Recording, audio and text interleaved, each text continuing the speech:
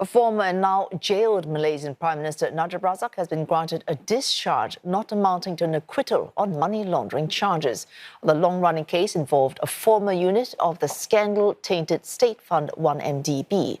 The High Court judge cited the lack of preparedness on the part of the prosecution in mounting its case against Najib. Melissa Goh reports from Kuala Lumpur.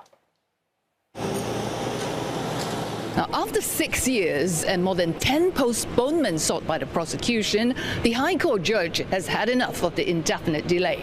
Now, Justice K. Muniandi in its ruling said that there's no telling when the prosecution is going to be ready to proceed with the 3 additional money laundering charges against Najib over the SRC international case and granted Najib a discharge not amounting to acquittal. Now, this means that the same charges can still be brought against Najib later on by the prosecution. They're said to be having problem now locating over 800 exhibits that were adduced in the first SRC case. Now, Najib's lawyer argued that the 3 money laundering charges ought to have been included when the case was first heard in 2019.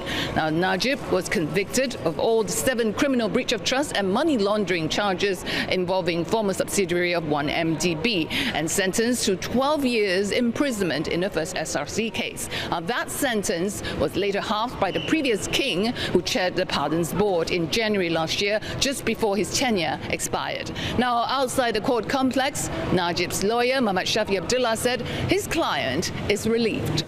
Well, he's happy simply because not too many cases are overhanging his head. And he has been asking for DNA for some time. So finally, the judge realized that after going through the record, this is too long and for no good reason. So he's happy. Short answer is he's very happy. Okay, now he can concentrate on 1MDB alone. Okay?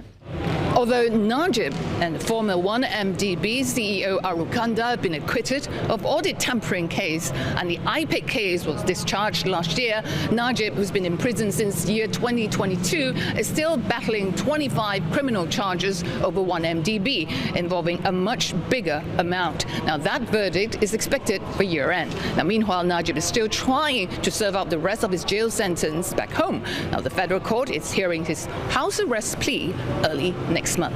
Melissa Goh, CNA, Kuala Lumpur.